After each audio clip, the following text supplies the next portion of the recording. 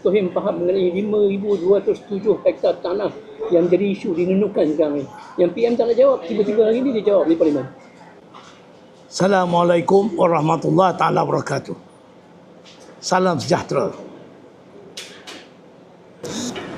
Kita semua tahu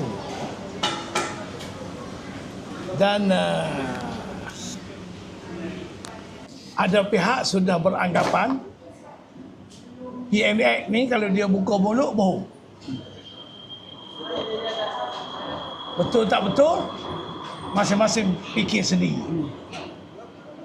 Cuma sebelum saya sentuh soal tanah 5,000 ekar lebih yang didakwa menjadi milik Indonesia dan juga masalah cadangan pilihan raya untuk Datuk Bandar Kuala Lumpur, biar saya bagi huraian mukadimah dulu, iaitu mengenai dengan kredibiliti Perdana Menteri Datuk Seri Anwar Ibrahim. Sekarang ni kita nak menerima jawapan daripada Datuk Seri Anwar Ibrahim, kerana sebelum ini banyak isu-isu yang dijawab ataupun isu-isu yang memang berlaku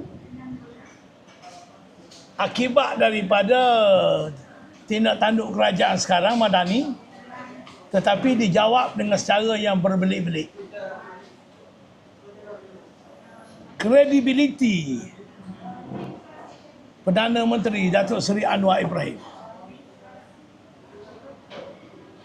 pertama, rakyat masih ingat dan kita selalu sebut,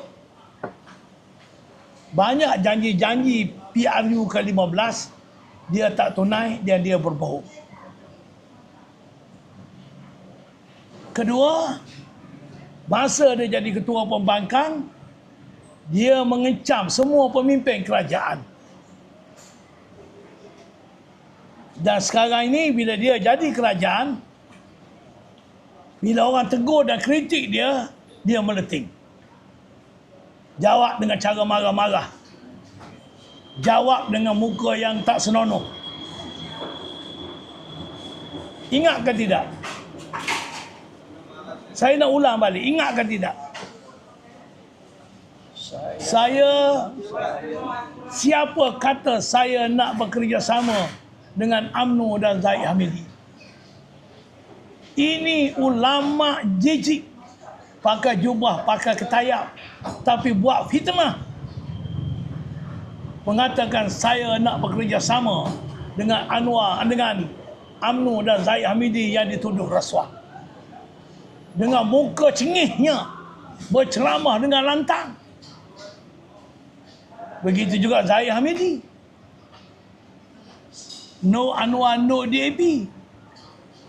Bersumpah laknat, wallahi wabillahi watullahi. Akhir sekali dua-dua ni bekerjasama.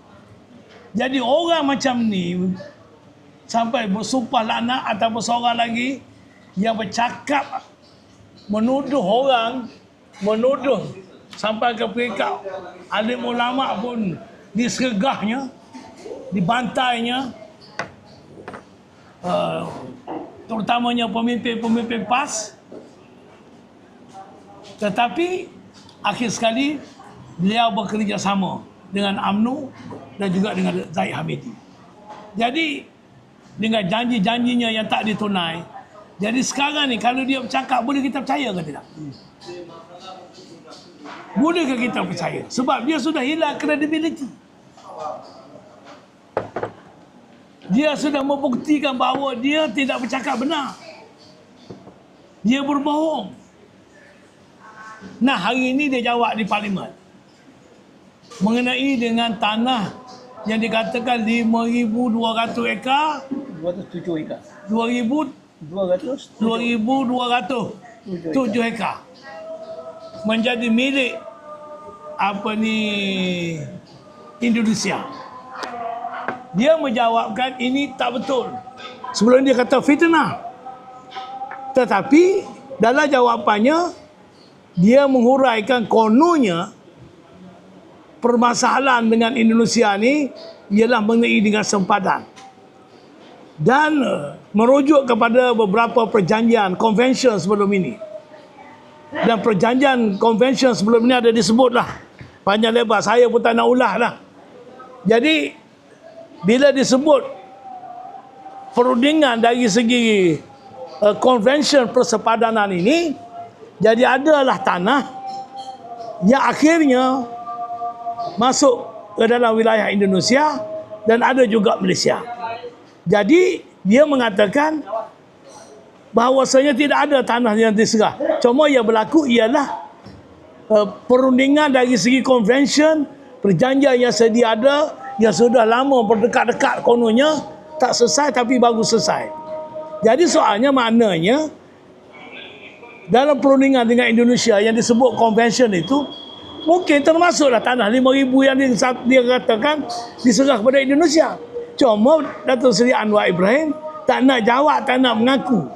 Dia hanya mengatakan ini masalah perundingan persepadanan berdasarkan kepada perjanjian convention sebelum ini dengan pihak Indonesia.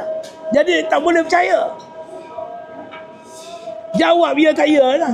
Okey, kalau kata ada perundingan melalui kerana convention, ada perjanjian sebelum ini, jadi sebut adakah melibatkan tanah daripada Malaysia, akhir sekali bila berunding paksa serah kepada Indonesia sebanyak 5,000 ekar lebih ini. Betul atau tidak? Jawab macam tu.